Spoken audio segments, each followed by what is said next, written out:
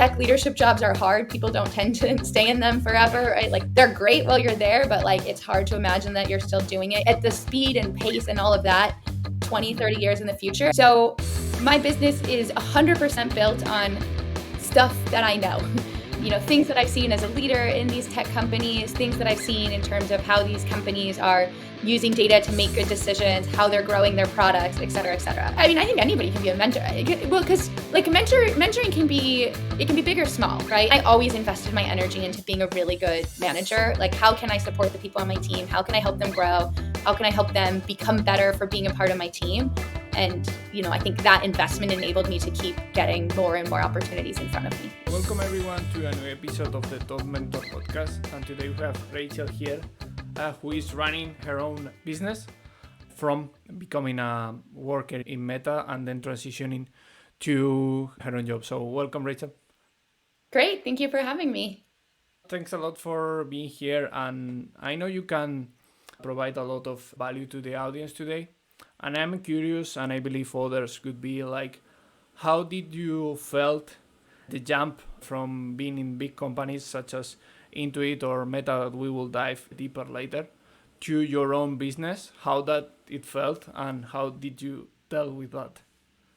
Yeah, well, it's a huge transition. The smallest company that I worked at was like 1,000 people, and now my company is myself. I really enjoy kind of, owning my schedule, being my own boss, the flexibility that comes with it, as well as it's just really fun and exciting and empowering where everything that happens in my company, it's just down to me. Like I figure it out or I don't figure it out. So I would describe that as both a blessing and a curse. It's exciting and engaging when, it's on me to figure it out. But there's also a lot of times where I've like, well, should I email this person? Like, does this deck look good? Like, should I try this? Is this a good approach? And it's just me. Like, there's nobody else who's as invested or, who's looking over it with the same lens that I am. So, very much enjoy it while also missing a little bit of some of that coworker camaraderie and support that you have in a bigger corporation. Yeah, that's great. And I also believe that you have more now. Everything is on your hands. You are managing your own life, and you don't depend on, let's say, anybody or your company decisions. But of course, every decision is on your side. So it's like a lot of responsibilities at the same time.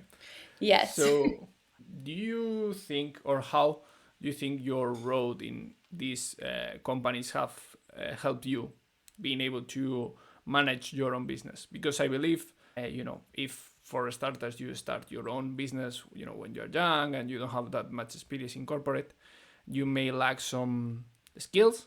So from your perspective, how do you think the corporate stage has helped you for the success of your business? Yeah. So my business it's an analytics and growth strategy advising and executive coaching. So my business is 100% built on stuff that I know. Things that I've seen as a leader in these tech companies, things that I've seen in terms of how these companies are using data to make good decisions, how they're growing their products, et cetera, et cetera. And so, you know, my knowledge base comes from what I saw and did and learned in these big companies where I was surrounded by a lot of really smart people who I learned from and a lot of very experienced people who I learned from. And so, for the type of business I'm doing, I absolutely could not have done it without having spent so many years in these types of companies gathering those learnings. When you're at like not even a just yourself company, but when you're in a smaller company, like if you're the only analyst in a startup, there's something pretty cool about it in the sense of like it's on you to figure it out, but you just don't have those people around you to learn from in the same way. And that was a really nice advantage of how I spent my career, which was in bigger tech companies. Mm-hmm. I was surrounded by people who I got to learn from every day. And so, my business is built off of that knowledge base. But then the flip side of that, of also just running any sort of business, I've worked in marketing analytics, I've worked in product analytics, I've worked in strategy consulting. And so because of that, I, like I know a little bit about marketing. Like, am I an expert in marketing myself? Absolutely not. But I know a little bit about marketing. Sales is the one that I don't have. I would highly recommend some experience in sales prior to starting your own business. But I just had exposure to a lot of different fields. And so I'm able to bring that into the actual day to day of running the business. But my business itself is 100% built on the experience I have from these companies. Yeah, I believe that this kind of very specialized and very high level type of businesses require that amount of knowledge, and of course you cannot get it. And especially I believe that, and you can relate that maybe on the certain scenarios that are only available maybe on the data analytics. You can tell us more on that, about how the data analytics work in that type of companies, as Meta, how many data you can see in Meta and the things that you can do on Meta. So how do you think these type of scenarios that you have been able to handle have affected the knowledge that you have right now, that in, for example, in a startup you cannot relate? Yeah. So the companies that I've worked at have run the gamut in terms of data maturity and data availability and data infrastructure. Meta is a data led company. Decisions are made by data, decisions are made by measurement and analysis and numbers. And so Meta has invested so much into the infrastructure behind that. The tools that make the data flow, the tools for measuring an experiment or a dashboard or whatever, like they're all amazing. And what that means is that people working in analytics or product growth types of professions, they're spending their time on the peak of the craft, figuring out, what do I make of this data? And I do say that in contrast to other companies I've worked where, data definitely helps them make decisions, but it's not quite the tip of the pyramid that it is at Meta. And so there, the tools aren't quite as strong. You spend a little bit more time figuring out how you want the data to exist. What do you want the data warehouse to look like? How are you going to actually analyze it? How do you want people to view it? And so that, if you just think about it, an analyst at Meta, they're spending, say, 80 to 90% of their time actually analyzing the data to make business decisions. At many other tech companies, they're spending, I don't know, 30%, 50% of their time, using the data to make decisions because they're spending the rest of their time getting the data to exist, figuring out how to manipulate it, figuring out how to get it to, be readable in an experiment, et cetera, et cetera. And so you just get more strategic analysis out of an analyst because of the infrastructure around them at a place like Meta.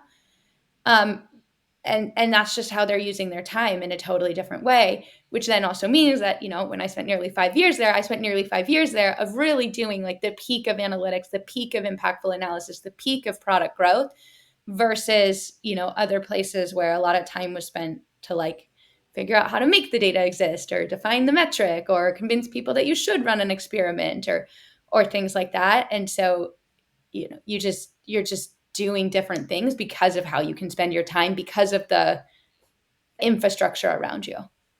Yeah, and also because when you are like offloaded of that part of the job, which is like building all the infrastructure or getting the data to properly show, building any dashboards or whatever, you can focus on the business decisions that are driven by data. And I wanted to also follow up on that, about what do you see, apart from the obvious, the benefits that could provide a data driven decisions at that level, like 90%, 20% full data driven decision, towards other companies that take data as, a support of decisions, but maybe some of the decisions are not fully driven by data, which I assume in Meta they are fully statistical kind of reasoning and data. So how do you think that affects the success or the mission of a company? Yeah. Well, the first thing I'll actually say, like even like I do believe data driven decision making is great, but to even just take a step back from that, I just believe having a predictable method of how decisions are made is a great starting point. And some companies and have this and some companies don't, right? Like if everybody knows we make decisions based off of customer research, or we make decisions by adhering to these 5 principles and values, something like that, that's predictable. And so then any individual in the company, no matter how junior, how far removed from the decision making, blah blah blah blah blah, if you know like, okay, this is how we make decisions at this company, you can be so much more efficient, right? Because you're not going into like your senior reviews, like just guessing, like, well, who are we going to have today? What do they feel like today? Like, do they like this or that? And so, that's the first thing I would say is just like have a predictable decision philosophy. Ideally, it's analysis and data, but like, it doesn't have to be. Like predictability is more important, but let's stick with like, data and analysis as your decision criteria. So it's super predictable, right? In your organization, you know what the key metric is, you know what the metric is you're trying to impact, you know that you have to run an experiment to measure your product, and you look at the change and, did the metric go up? Cool, it's successful. It doesn't matter how junior I am. I know that this is what the decision is. Not successful, same thing, super clear cut. And so then, where is more thought have to go in, or deeper analysis or more senior leadership to like, figure things out, is when there's conflicting results, right? Maybe it's good for your key metric, but bad for your sister team's key metric or something like that. And so then you're putting your energy on like the hard cases rather than on everything. And so, that's a lot of why I think data-driven decision making is great. It's predictable. Anybody, once you kind of know the rules of the game, anybody can do it. It's objective. It's not like whoever happens to be at the meeting today. It's efficient, all of those types of things. Like it just kind of creates guardrails that everyone can make decisions within and Mm-hmm. get things done with.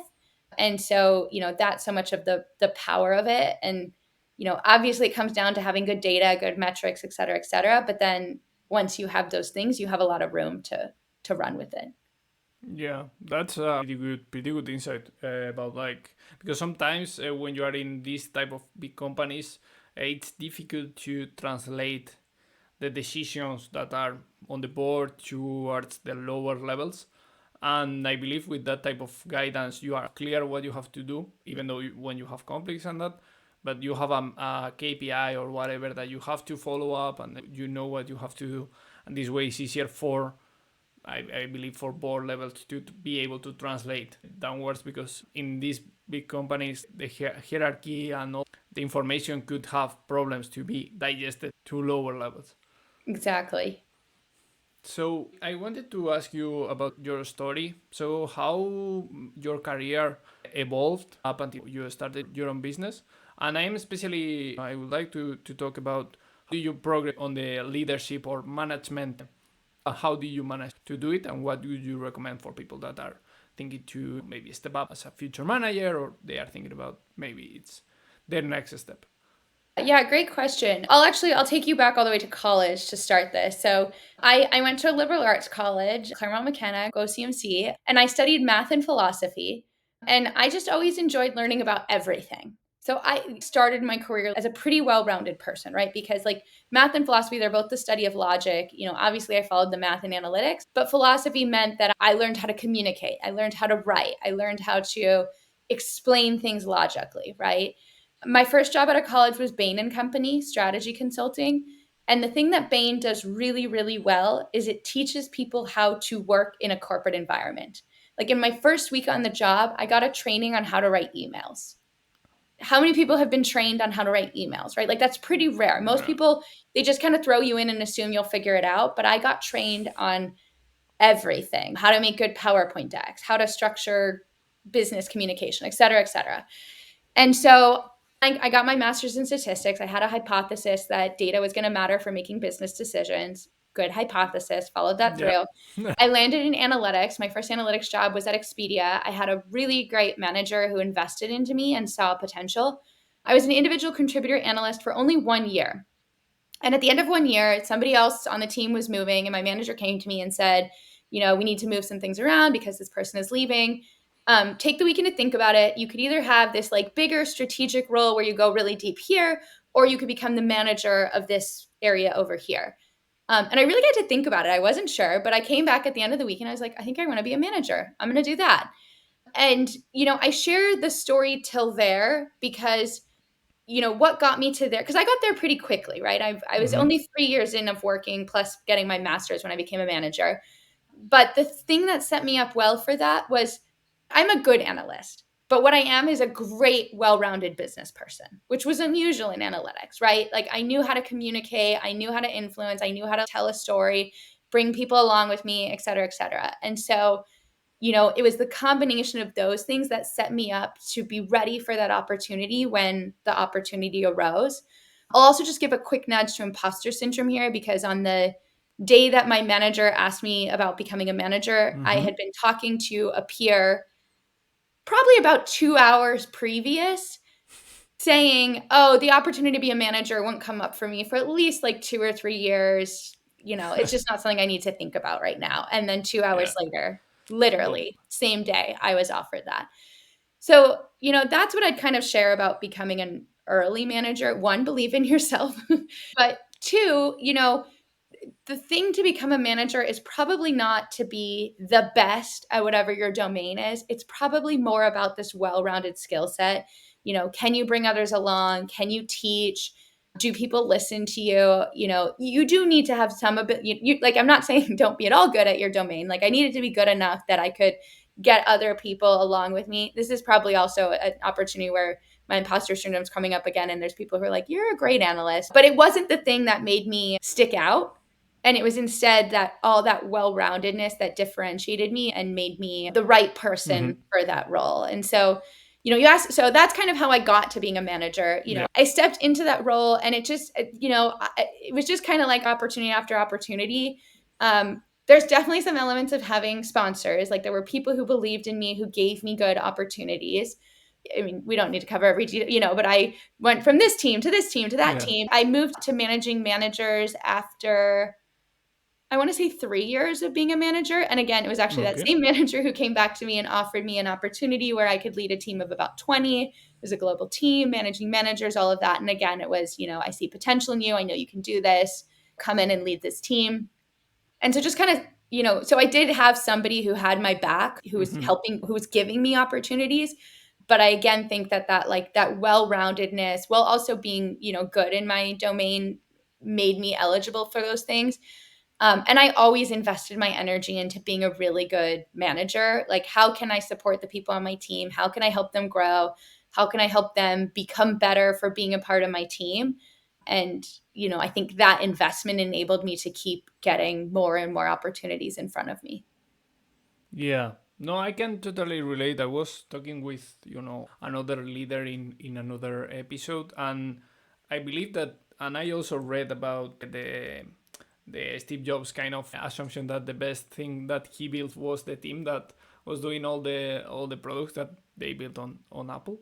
And I agree with you. Like the power of the manager and any lead itself is like being able to show the potential of the team and being able to let them make the work and encourage them to do their best in order to make whatever possible, because I believe sometimes these micromanagements or all of these people that are trying to be the hero of everything, they don't let the compound effect of having 10 people, 15 people in your team being able to outgrow you, because they will do even though they are not, maybe could be the best, maybe could not. If you have hired them, I assume you get the best, but then people will outgrow you. And I believe that being able to correctly delegating and letting people do their own job will make you shine as a manager, because you will be able to produce more and to do more.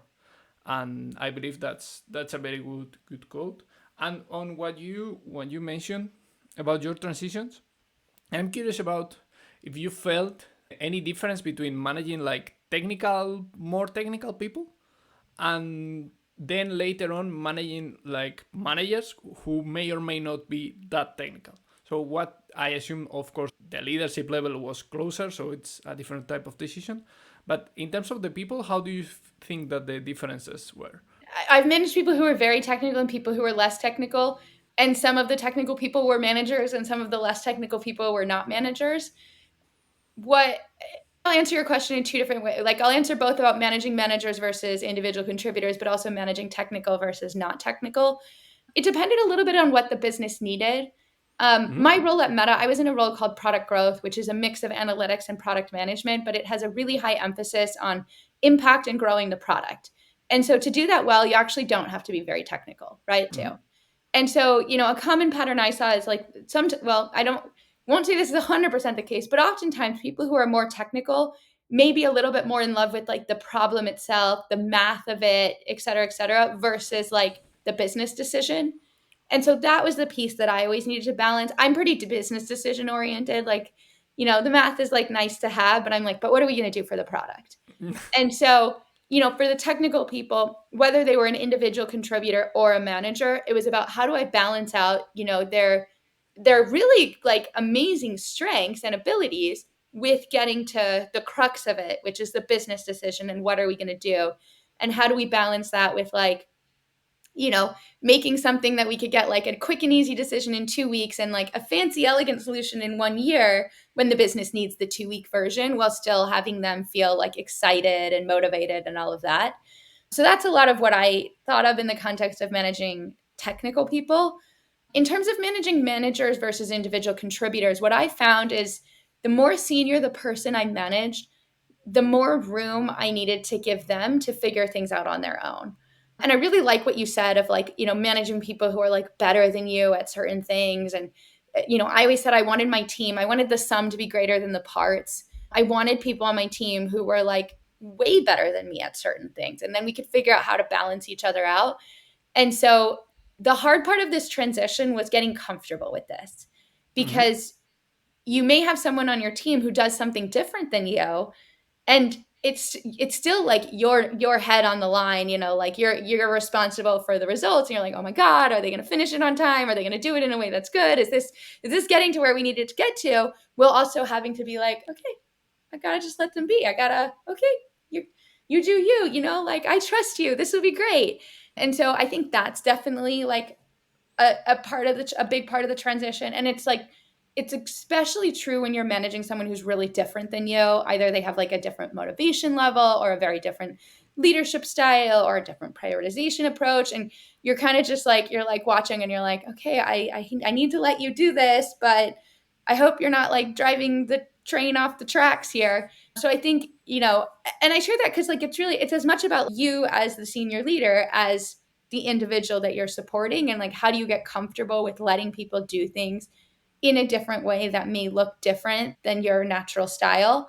But to me, that was like a big part of the transition of managing managers versus managing individual contributors, is just giving them more room of like, because like managers is like, you have a lot of experience, you've done things, like I need to let you try things in your own way.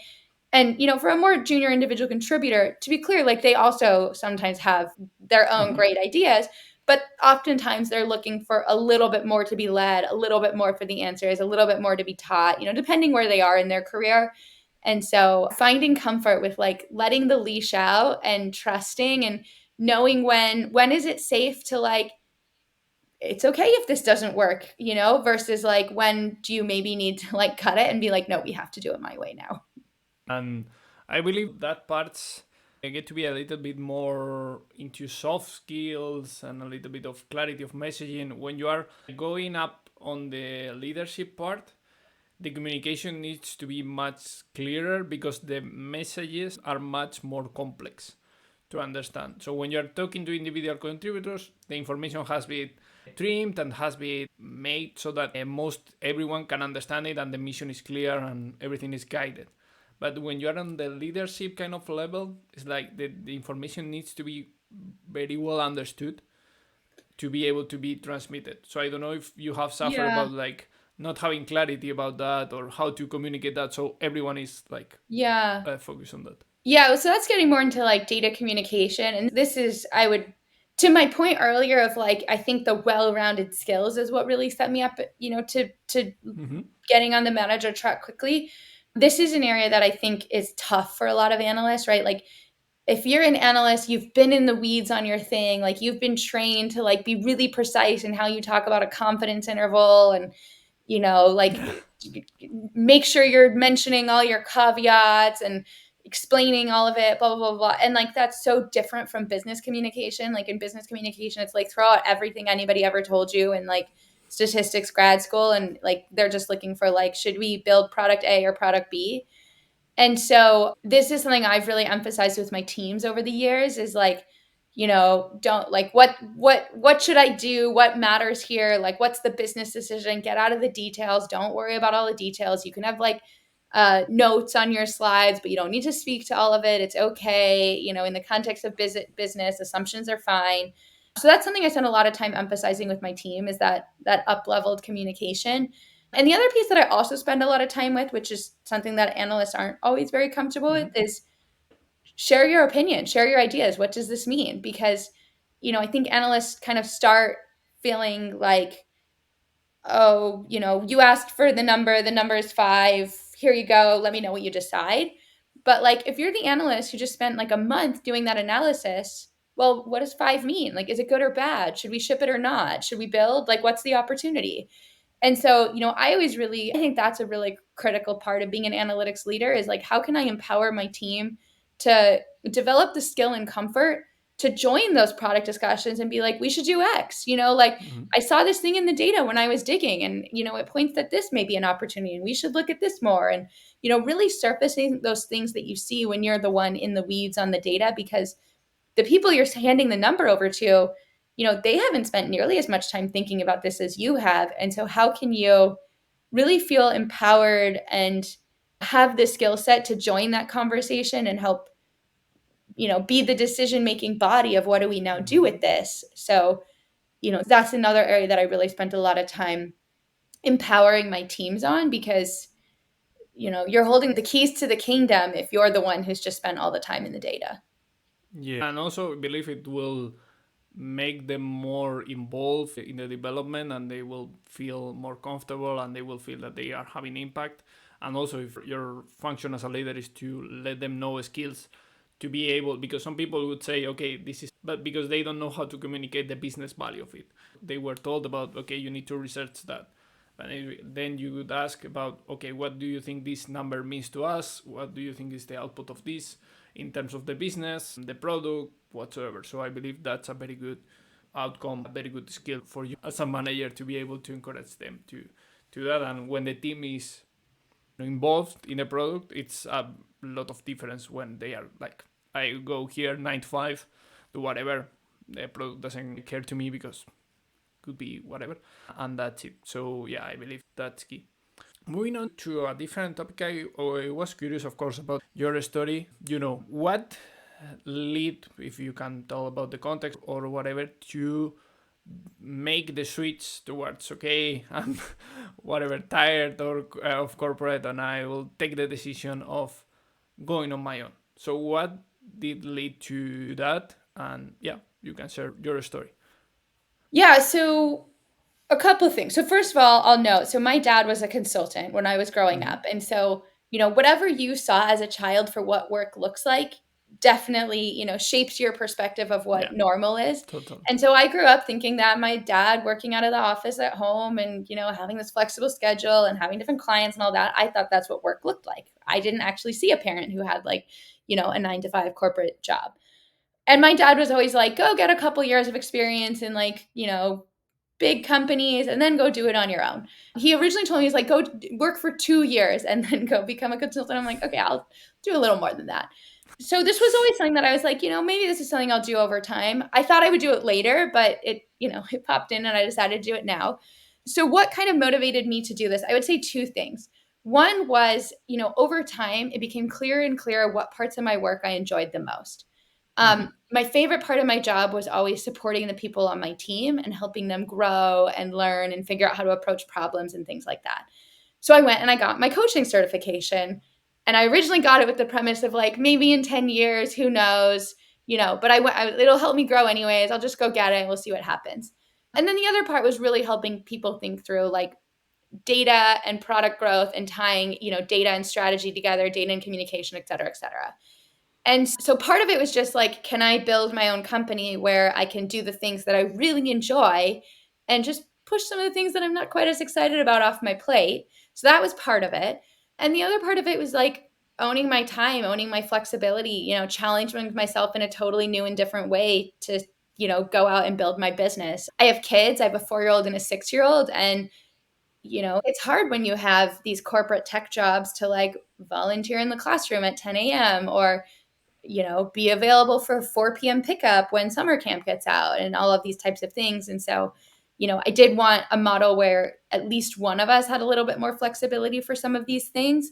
And so this seemed like a path towards that. But I wouldn't have done it if it didn't think I was doing something that I could really enjoy. And so to me, it was kind of the best of both worlds. Like, can I go just do the things I'm most excited about and have more ownership over my time? And I'm hoping that I'm building something that I'm still doing 20 years from now. Tech leadership jobs are hard. People don't tend to stay in them Yeah. forever, right? Like they're great while you're there, but like it's hard to imagine that you're still doing it at the speed and pace and all of that 20, Mhm. 30 years in the future. And so I hope that I'm building something that I can do for a really long time. That's great. And also, yeah, tech leadership jobs, except that, maybe when you become a CEO, they seem like they are always demanding and they can work 24 hours a day. They are very demanding jobs. And I also see that, handling your own business, it's a totally different thing because it's, you do whatever you want to do that is, of course, good for the business, but you are the one taking the decision. It's your mission, it's nobody else's one. So it's, I believe, that inspiration and also having the figure of your father working there, I believe it helped, developing, even though you take more than 2 years in the industry. But I believe it went well for your consultancy business. And so, regarding what you mentioned about your business, about the coaching and mentoring difference, so since you have that as part of your daily job, how do you think which are the differences and how do you approach when you need people that are more oriented to what a coach needs to be and when you think it's a more of a mentor kind of more professional knowledge? So Yeah. how do you approach that? Yeah. So, everybody's always given the advice like get a mentor. And so, what a mentor is a mentor is someone who's probably a little bit advanced to you in some area of your career. And so, what they can do is they can tell a lot about their experience, what worked for them, how did they get promoted, how did they become a manager, how did they learn to communicate so well. And they can kind of share their experience. Where a coach is different is a coach is more about figuring out what will work for you. And so, I just told you my story of how I became a manager, but there were a lot of like very particular circumstances, right? Like I had a degree in math and philosophy and a master's in statistics, and I worked at Bain, and I had this manager who was a sponsor. And so, like, that story is a great fit if you happen to have those same set of circumstances. But like, you may be hearing that story and be like, well, like, cool, I don't have that. Like, how do I become a manager? And so, coaching is a lot more about like, it's a lot more personalized and it's a lot more about like understanding what's going on for you and well, what makes you want to be a manager? What are you excited about, right? What's getting in the way? What's hard? What will it do for your life if you become a manager? And so these more like broad open-ended questions can really help you get in touch and find a solution path that works for you. Becoming a manager is an example. Another example would be like delegating, right? Like if you told me like I'm struggling with delegating, I might be like, oh, well, you should just delegate like project X. And you might be like, okay, but like I don't want to delegate because I think I don't trust that person Y will do a good job on person X. Practice, if we're not getting at like the heart of what is making delegation not work for you, so, coaching is really getting at like understanding what's going on for you. What's the stories you're telling yourself? What's getting in your way? What would having this mean for you? Which is just, it's much more aligned with like the psychology of change and what it actually takes to make these bigger, sustainable changes in how you Mm-hmm. approach the world. It helps you turn it into action. We tend to come up with like experiments or noticing practices, things that you'll then go do in between sessions to help you really understand what's going on for yourself. So, I believe that both are valuable, right? Like the value of mentors and hearing what worked for someone else is it gives you an idea set to start from, right? Like if you're starting from no idea of how anybody becomes a manager, my story gives you something to start with. Mm-hmm. But if you're trying to figure out how to apply it for yourself, you can get 10 different stories from 10 different mentors, or you can also work with a coach who can help you really get to the underlying bits and pieces to figure out what needs to change for you to accomplish this goal in front of you. That's a very good separation of the two concepts. I believe that one is more oriented to, people more experience talking to you, like giving you guidance. They could help more about alternatives because they have more, road on that. And then coaching is more, okay, how do we figure things out based on your story, based on other factors that may be affecting you. So for people that, maybe watching this podcast or listening to it, and they are thinking they are on the senior management or they are on tech roles and they are thinking about mentoring or coaching, what advice would you give to them in order to start and to deal with the first, imposter syndrome, kind of the doubts about getting to help someone? So what good advice could you give them? To be a mentor? Mm-hmm. I mean, I think anybody can be a mentor. Well, because like mentoring can be, it can be big or small, right? And so, I'm going to flip your question, and I'm going to talk about how to ask for a mentor. Because one of the best Mm-hmm. things I ever saw was like ask someone, like let's say you're in meetings with someone and you think they do a really good job answering questions, and so you go to them and you say, hey, you do a great job of answering questions, like can you tell me a little bit about how you answer questions? And they can share a little bit about like what goes on in their head or what they worked on or how they think about it or whatever. And then you go out into the world and you apply what they told you. And then you go back to that first person and you say, hey, that advice you gave me about answering questions, I started using it and I'm way more succinct and to the point. Like it was really great advice. I really appreciate that. Like, and you could even use the word mentoring here. Like that, that was great mentoring that you offered me. And so you never actually went up to that person and you're like, will you be my mentor? But instead, you made it very actionable and specific. And you also close that feedback loop. Like humans like to help other humans. You close that feedback loop and you told them, like, you did something that was helpful for me. Thank you. And so now when you ask for help again, they're going to be more inclined to help you. Mm-hmm. And so I'll flip that for being a mentor, because like there must be one thing that you can help someone else out with, right? And even just telling your story, right? Because even if your story doesn't apply for someone else, it still gives people ideas of the types of things that mattered or worked for you. So, you know, I wouldn't think about it as like, how can I mentor on everything and help everybody with everything? But like, what's something small? What's one thing you're good at? What's one thing that you can help other people with? What's one thing that you might have some advice for someone on? And so, I think that's something that you can start to put yourself out there. It's always nice when there's programs, right? It's just easier versus like people having to go around on their own and be like, will you be my mentor? Can I mentee you? Mm-hmm. So, like build a program, right? Just within your function, like let people raise their hands who could use a mentor, who wants to be a mentor, and you can match people. So that can also help for kind of getting around some of the stage fright, if you will, of it. But I think, it doesn't have to be that you can help people with everything. It's just, what's something that you can do. Yeah, yeah, I believe also that like there should be something that you have been working on for 5 whatever years, and then you have more experience yourself. 3 years ago, I take a lot of perspective of myself. When I lose my perspective about, I don't know what to teach or whatever, I think about myself 3 years ago, and I had, for example, no knowledge of cloud, and now I can be able to, deploy with most of the tools. I have certification on all the providers. 3 years ago, I wasn't able to deploy an EC2 instance, and it was a mess Yeah. for me. Well, and I'd even take it like it doesn't even have to be 3 years. Like something I would often do on my team is like new. So if you're new to being new to a company is really hard. If you were new to the company 4 to 6 months ago, you are actually the best person to help the person who's new today, because you remember what it's like to be new. And so, Mm-hmm. I would often, if somebody was brand new, I'd be like, go chat with, Sally. She just started 5 months ago. She'll have great advice for you on what worked for her to get her up to speed. I think you're absolutely right of like, what do you know that you didn't know 3 or 5 years ago? But like, I'd even go further. What do you know that you didn't know 3 months ago, 6 months ago?